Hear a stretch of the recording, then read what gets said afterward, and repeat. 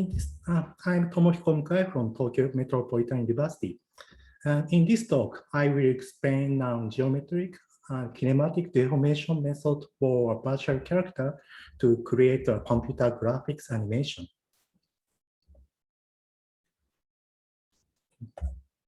To introduce myself, my major is computer graphics, especially character animation technology. The main purpose of our research is to develop useful softwares for designers to edit the movement of virtual characters in an intuitive manner. For that purpose, I like to apply a mathematical optimization method such as least square method, quadratic programming, and also Lie algebra and classical machine learning methods such as Gaussian process models. Unfortunately, I'm not familiar with distance geometry program. That is the main focus of the symposium. But I think that there is some good link between DCP and computer animation technology. So I'm very happy to present our research here, and I'd like to hear your opinion and any suggestions. So before going to the detail of our research, I will briefly explain typical and practical workflow to create a character animation in computer graphics. A virtual character consists of the surface of the skin and the internal skeleton of rigid bones and rotational joints. For example, this character has lots of joints and bones as shown by white lines. The shape of the character skin, including the hair and the claws, is deformed by changing the skeleton pose by rotating the joints. So animation data of a virtual character is created as a time series data of joint rotations. Regarding the user interface, the designers can freely manipulate the position of and orientation of each body part on the graphics software. The result of all these manipulations are automatically converted into joint angles by geometrical and kinematical algorithms. So let me show you a quick demo of the animation, character animation creation using a famous software. This is a character called Unity-chan. So this character has arms, torso, legs, and long hairs, and she wears a cross. This character model and also has an internal skeleton like this, as shown by the gray lines. The pose of the character can be changed by rotating the joint like that. And the shape of the hair can be also manipulated by changing the joint angles like that. So, and animation data can be created by specifying the time series of joint rotations. Oh, sorry. So specifying joint rotations this time, and next time the character should take this joint angles here. By spraying this animation, the shoulder moves quickly to forward like that. The character can be also be manipulated by specifying the position of each body part like that.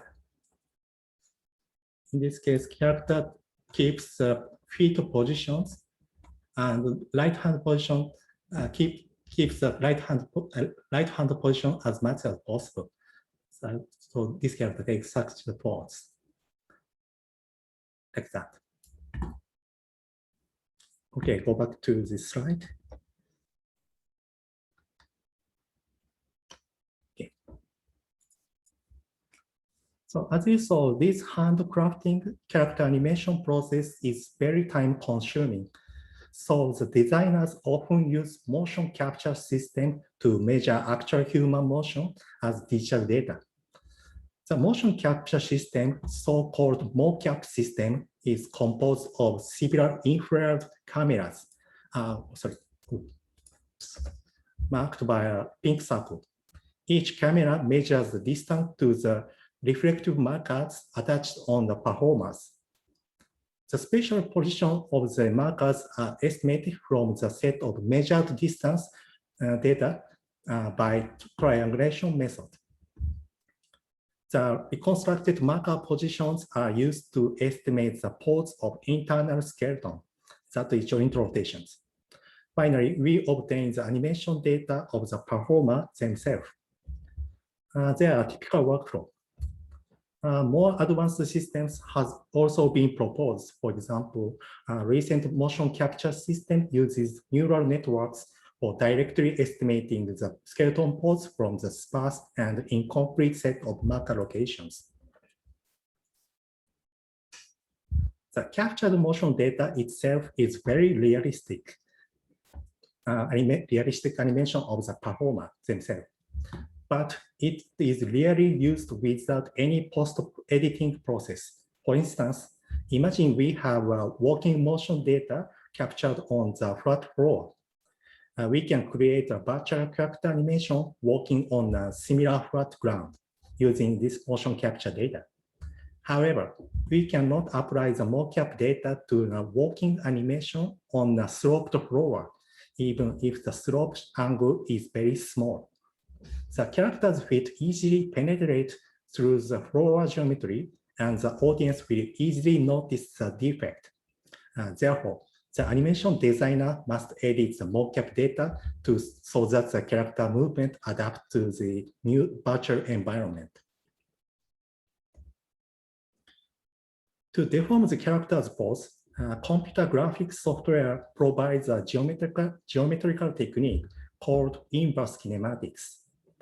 The main objective of inverse kinematics is to compute the joint rotations so that a certain target body part is located at a target location. In this example, we want to reach the left hand of this character to the target locations here. A standard method is formulated as though this. The optimization variables are joint angles. The objective function is designed to minimize the variation of pose, minimize the variation of character pose. The optimization constraints includes an equality constraint to locate the left hand at the target position. The other constraints are imposed on all pairs of neighboring joints, not to change the bone length. In this example, the feet position are also constrained to keep the feet on the ground. In addition to the constraints, there should be several parameters to control the deformation, such as stiffness or rigidity of joints. Sometimes the change of bone length can also be tolerated. To efficiently solve this problem, there are lots of inverse kinematics method formulated as a similar minimization program and solved using a cyclic coordinate descent method, iterative least square method, and iterative quadratic programming method. Moreover, the captured motion cannot be directly used for creating computer animation because the size and the proportion of the virtual character is significantly different from the human performer. Typically, a virtual character has longer curve and longer thigh and smaller head than actual human. So the graphics software provides an automated technique to transfer the motion to the virtual character. This program is called motion retargeting. That is, the captured motion data is retargeted to another character of different sizes while preserving the naturalness and physical validity of original motion. Okay, let me show you a quick demo of motion retargeting.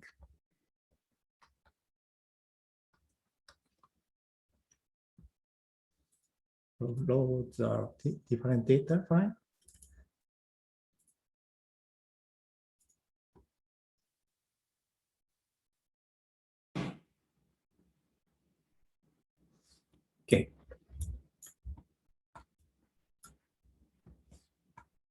So you probably see the red markers in this scene.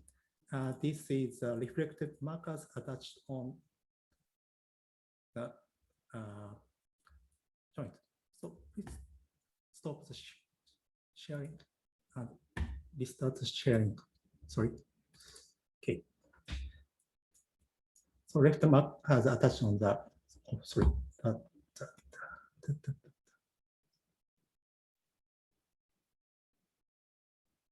Okay. Okay. The left skeleton indicates internal skeleton of human performer. And this is the virtual character. You can also see the position of an infrared camera attached on a motion capture studio. There is 16 or 12 cameras on the seal of the studio. This camera measures the distance to the different reflective markers. So this location of markers are estimated using a MOCAP system, and also the internal skeleton pose is also automatically estimated. The performance motion is transferred or retargeted to the virtual character using this software. So the similar movement can be obtained using this software. However, some poses are quite different from between the performer and character. For example, this right hand bent forward horizontally, but this character failed to track this motion. This is caused by the difference of the proportion of the character. And designers have to tweak the CBR parameters to match the pose as much as possible. So the retargeting process is very time consuming for the designers.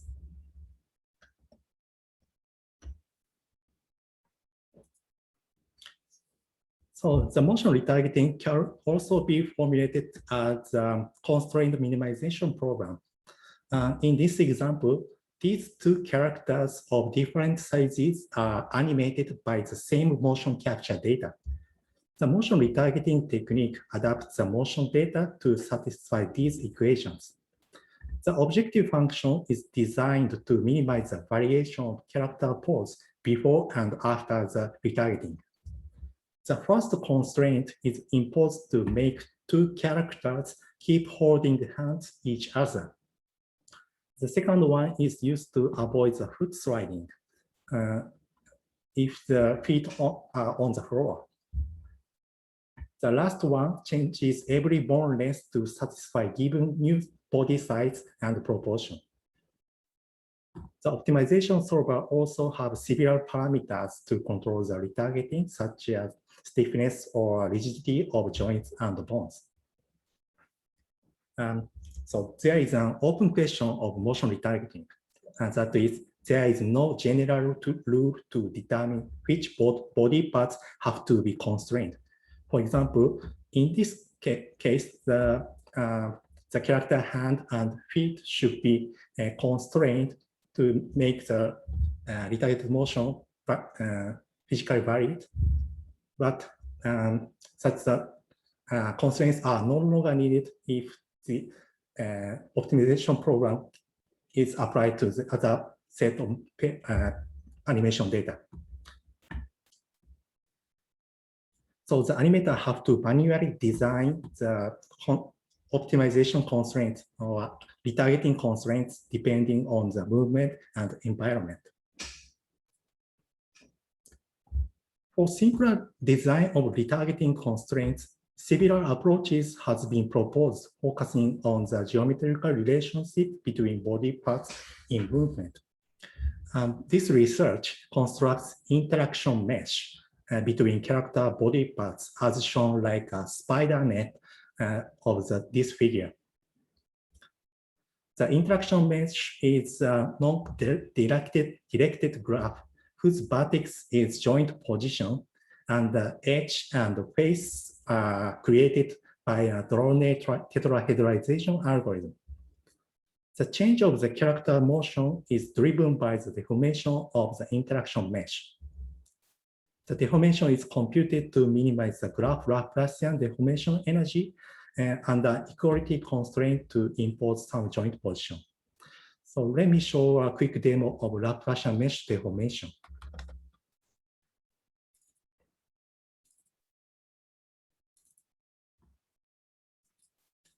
And this is a 2D character created by drone triangulation method. We can specify the position of right arm here and drag and drop this position. So also the left hand position is constrained and the character shape is deformed to meet the constraint, and the shape variation is minimized as much as possible in terms of the Laplacian deformation energy. We can also constrain both feet position and head position and control the torso position like this. We can create the shape deformation animation like that. This is probably implemented in the Adobe After Effects software or with Illustrator on Photoshop like that.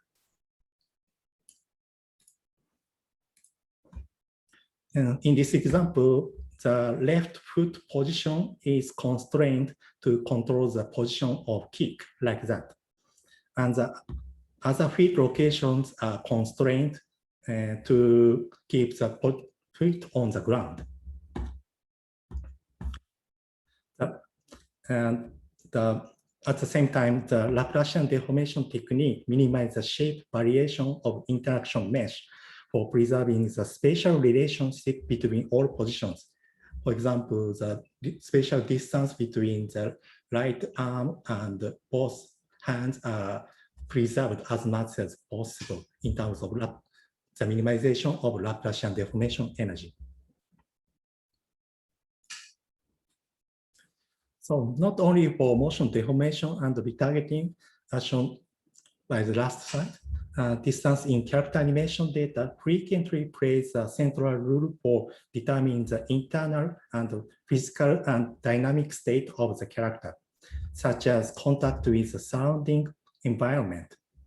The distance in motion also determines the impression of the character and scene. Why does the character take such action? What does the character would like to do? And what does the character actually do? The distance in motion is important, especially for interaction to another character and environment, such as touch with another character, reach for non-object, and avoid an obstacle. And motion retargeting editing method in computer graphics uses the distance information to synthesize the new motion from the MOCAP data. Here, I'd like to present my past researches. This example was only present at Japanese domestic workshop in 2007. In this example, the red character is a novice boxing player, and the blue one is an expert karate player. The motivation of this research is to visualize the main difference of skillful movement between two groups, such as punching motion and sports motion. In this research, we applied a two-dimensional embedding technique to visualize the difference of the temporal coordination between body parts. For example, the good pitching movement first starts with a twist of torso and then propagate to the shoulder, elbow, wrist with a slight temporal delay. But novice player can do that. We define such a difference using a signal processing technique, and the 2D map visualizes such a similarity of temporal cooperation in human motion. For example, this is a novice player's motion.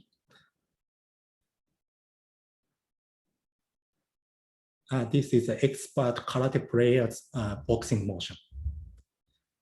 The proposal system embeds the motion data based on the distance of the temporal coordination of human motion. we apply the multidimensional scaling technique and Laplacian eigenmaps and create a 2D map like that.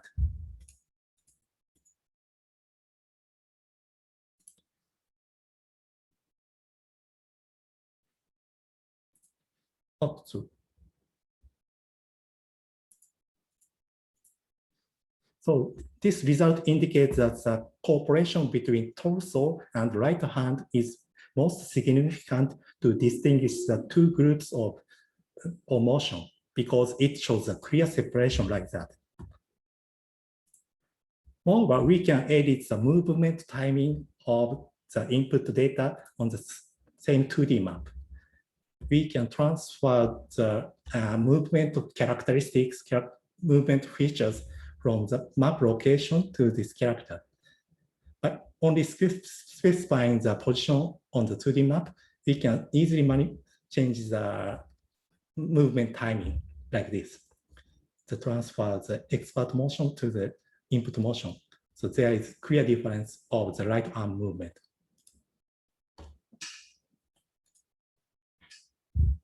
The next example is the work at a gaming company in 2011. The motivation of this research was connect two short clips of character animation with flexible control. We used two-dimensional embedding of animation data and connect two animation sequences in the same 2D latent space. In this example, we use multidimensional scaling to construct the latent space that represents each animation sequence by a curved line. The connection between two clips is created using a spline interpolation technique. We can control the connecting motion by changing the shape of the spline and generate a wide variety of plausible results.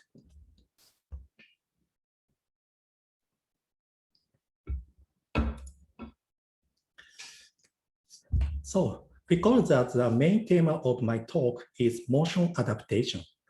Let me explain the detail of our recent research presented at this conference.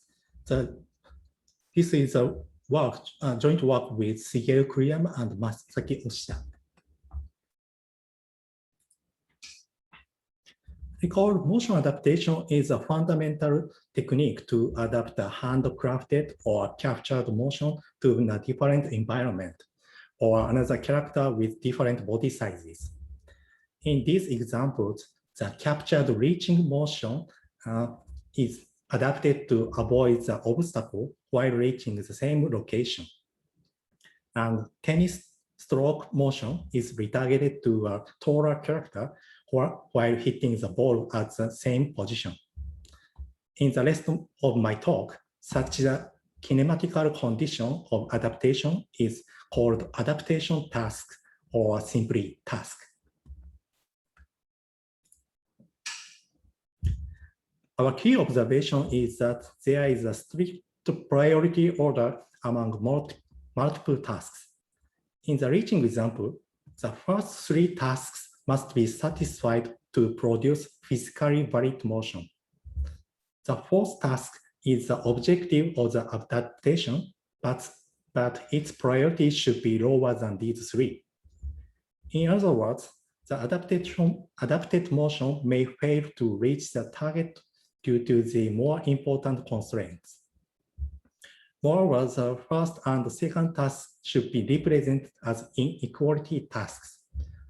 Of course, we could generate a right-hand trajectory to avoid the obstacles using well-known motion planning algorithm proposed in robotics.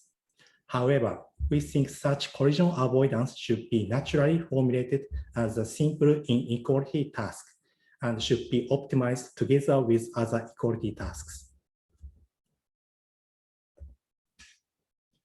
The conventional adaptation methods employ space-time optimization or inverse kinematics for deforming the input motion to satisfy given tasks.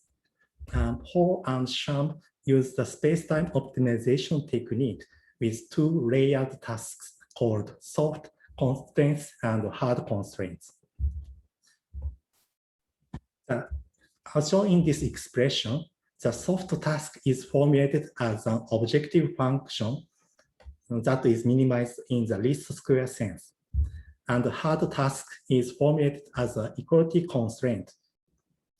We extend this approach using a hierarchical quadratic programming algorithm to deal with multi-layered equality and inequality tasks. The optimization technique is originally used for prioritized inverse kinematics program proposed by Canon in 2011 in robotics literature. We extended this algorithm for space-time optimization program of motion adaptation. Here is a brief summary of our approach. Motion adaptation is represented as a relaxed least square optimization with prioritized constraints that is numerically solved using an iterative optimization technique. The adaptation tasks are designed with respect to these kinematical values. For example, we can specify the right hand position at a certain time instance.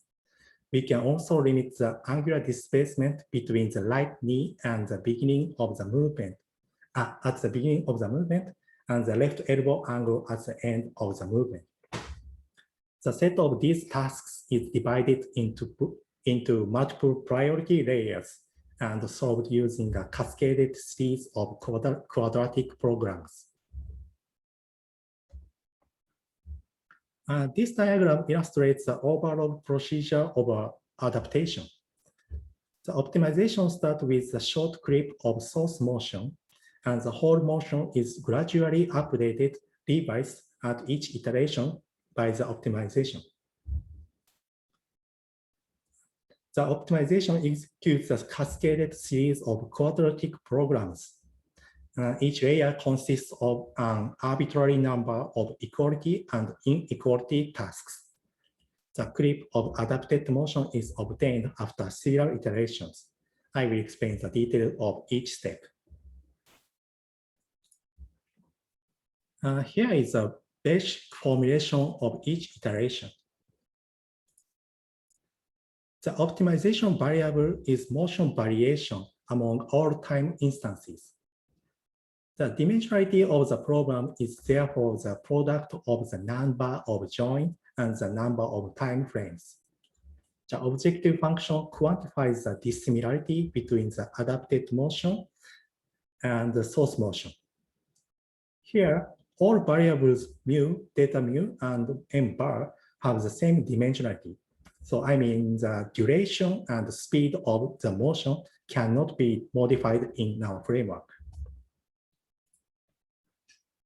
The equality constraints are given as linear equality with respect to the motion variation. The left-hand side matrix A is the task Jacobian with respect to the joint rotations, and delta B is the variation of task variables. For example, delta B can be the displacement of the hand position towards the target location, and the Jacobian represents the relation between the joint rotation and the displacement of the hand.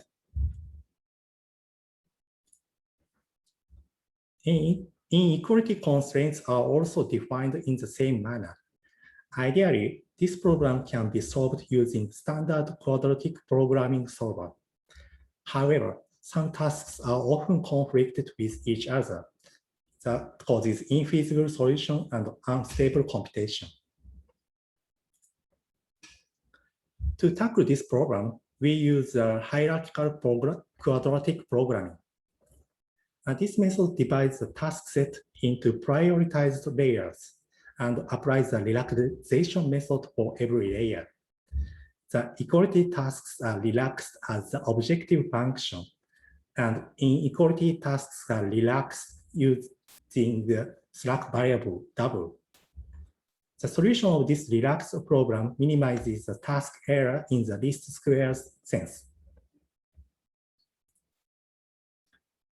Next, the optimization result of the first layer is inherited to the second layer as the hard constraints. The least square solution of the equality tasks is imposed as equality constraints. in the lower layer to strictly keep the error to the minimum. Regarding the inequality task, the feasible tasks are still imposed as the hard inequality constraints in the lower layers. On the other hand, the violated inequality tasks are imposed as equality constraints to avoid further violations. Under these constraints, the second layer's tasks are satisfied as much as possible. This process is repeated to the lower layers. The lowest layer is the style preservation layer that is used to minimize the difference between the adapted motion and the source motion. The optimization constraints are all adaptation tasks that are inherited from the upper layers. So the number of constraints is sometimes in the thousands, but still has a feasible solution. Finally, the adapted motion is updated using the optimization variable delta ML and moves on to the next iteration. In our current system, the number of iterations must be manually specified. Next, I will explain about the adaptation tasks. The most basic task is defined each time instance. For example, a joint angle task makes a joint rotation at a certain time be a specified angle. And an angular limit task maintains the joint angle within a specified range. We can define several types of tasks about the spatial and temporal relation between two joint configurations. For example, the pink arrow represents a displacement task on the same joint between different time instances. The blue arrow indicates a distance task between the two different joints at the same time instance. The green arrow corresponds to the displacement from the right hand at the time t1 to the head at the time t2.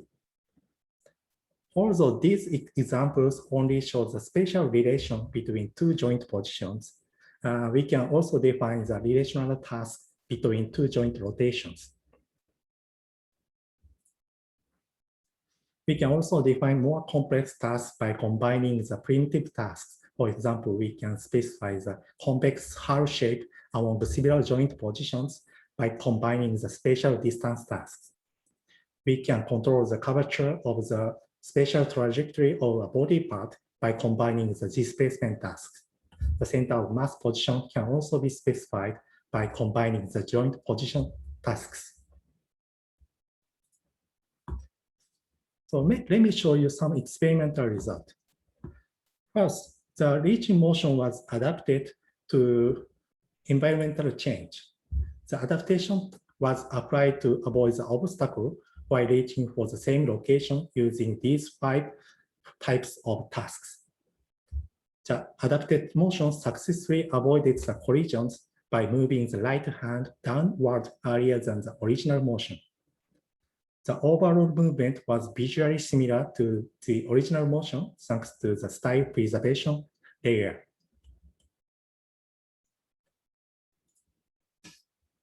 Next shows the motion produced by using the narrower range of motion for the torso joints. The character failed to reach the goal, but maintained the height of the right hand lower than the obstacle, because the collision avoidance task is actually designed as an upper bound constraint on the height of the wrist. By swapping the priority order of collision avoidance and reaching tasks, the hand reached the goal while colliding with the obstacle.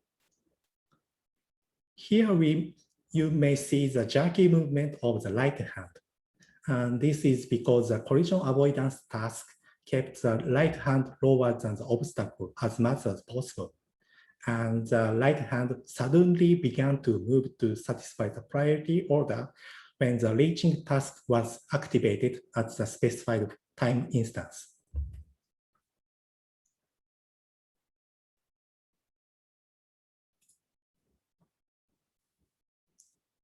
This shows the result using non-cascading optimization, where the objective function was weighted combination of all tasks. The left is the result of uniform weighting that produces unnatural behavior because the range of motion tasks and style preservation tasks did not have a sufficient effect on the result. The right was generated by tweaking the task weight according to the importance. The unstable optimization was caused maybe because of the highly nonlinear objective function. The next experiment is a retargeting of a backhand stroke from short actor to a taller character using these 4 types of tasks. The first task preserves the spatial relation between the 2 hands to grasp the tennis racket using both hands. The task priority was relatively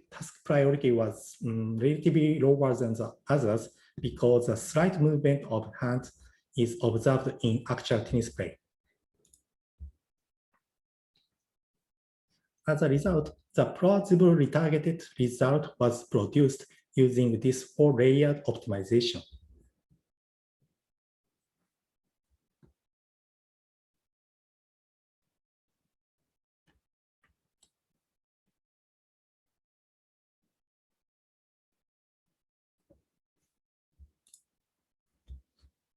In this experiment, a walking motion on a flat surface was adapted to stairs.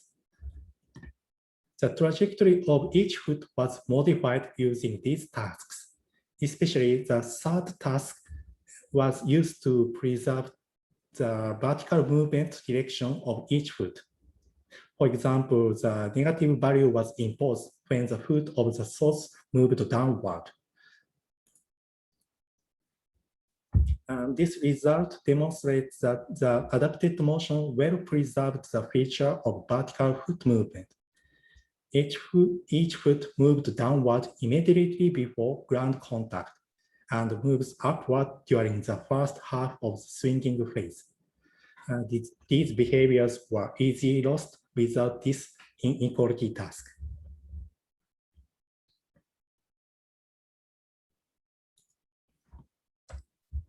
A framework can also be applied to multi-character interactions. The source was a walking motion where the 2 characters passed each other. The adaptation made the white character stretch his right hand to grasp the red character's hand, and the red character tried to avoid it. In the first 3, the higher priority was given to the avoidance. The red character successfully avoided the white character. In the next 3, the higher priority was given to the grasping. The red character failed to avoid the touch because of the task priorities.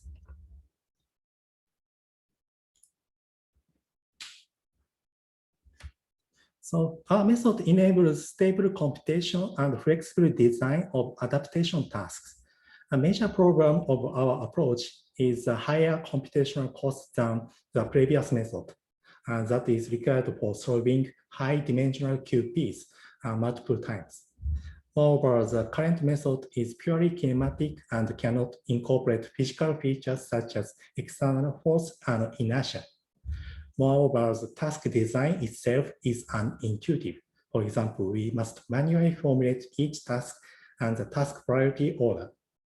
We should develop an intuitive user interface for the task design. I am interested to learn an optimal set of adaptation tasks from the motion capture dataset. Which pairs of body parts should be constrained and which body part must not be constrained from learning from the motion capture data. For instance, soon after our paper was published, more sophisticated algorithm called the egocentric mapping has been proposed for virtual reality application. This approach determines an optimal distance metric customized for each character morphology. For example, the left-hand side performer touches near his right ankle by the right hand. This method maps to the constraint location to another character of different body sizes, taking into account the proportion of the target character. We should incorporate a similar idea into our framework for more intuitive design of adaptation tasks. So in summary, I have explained a brief overview of standard motion editing method and our recent research that utilize distance information in motion. I think our method has slight relation with distance geometry, but I'd be very happy if you enjoyed my talk as much as I did. Thank you very much, and I will welcome any questions and comments. Thanks. Thank you very much for this nice presentation. Are there any questions from the audience? I have a question. I have several questions actually. It's good that you ended on time because we can discuss a little bit now. When you show the very first example of with the character where you had this feminine character where you manipulated, you moved the bone angles. I was wondering what kind of angles you manipulated for the joints. These are Euler angles, right? Okay. This character? Yeah, exactly. Yeah. Yes. So you showed us that you can move the bones of the character, and as a consequence, you move the mesh. But yes. Yeah, when you move it, when you point on the bone, you move it. I see a small sphere appearing. So this represents the Euler angles. Yes. For the join. Yes. Yeah. Okay. And yeah, so the second question is.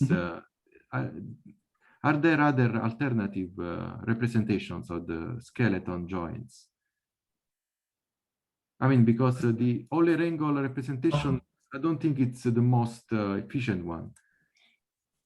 Okay, so the designer can control the angle of the rotation of the joint via Euler angles. The internal data structure uses a transformation matrix or affine matrix that is composed of translation and rotation and the scaling component. The practical application in the character animation often use only the rotation matrix to represent the joint angle, or maybe probably the quaternion is used for representing the rotation of the joint. I see. That makes sense? Yeah. Okay. That answers my question. Yeah. So a little after in your presentation, you showed in the same program a retargeting, an adaptation of a skeleton to the skeleton of this character, and okay, you showed us that retargeting was not really perfect because the angles, the movement didn't look exactly as the original. And I was wondering what kind of method was used by the program to perform this retargeting. Is it simply the angle transfer to another skeleton, or it was a little more complex than that? Okay, so simple transfer of the joint angles probably causes penetration between the body parts. For example, so I took such a pose like this, the right hand and left hand would touch. If the motion is transferred to the character who has a longer forearm, the hands penetrate each other. So we should change the rotation angle so that both hands to touch each other. Okay. So it takes in consideration the contacts, the self contacts. Yes. Okay, I see. Other, thank you very much. Other questions from the audience? Yeah, you mentioned time series at the very beginning of your talk. Mm-hmm. And did you, very elegant presentation, of course, but did you use some experimental time series data? Experiment time series data for this experiment? Yeah, like did you do some, you or other people took time series of the joint motions? Yes, computer animation community frequently uses time series of joint rotation data to represent the character animation. Because there is a lot of analysis, topological analysis of the time series. And there is a lot of topology aside of the geometry in the motions of your characters. So my wonder is if there is some connection between this time series that you can experiment and the shape of the movement of the characters. There must be some correspondence. Mm-hmm. Okay, I think it's a good question. So for the mathematical evaluation of the motion, so researchers often use the joint angle to represent the motion. Of course, the joint angle data is converted into the joint position, spatial position data, and performs analysis on the joint position data. So, but there is rare researches on the analyze the skin deformation shape. Geometrical change of the skin shape is rarely observed, I think.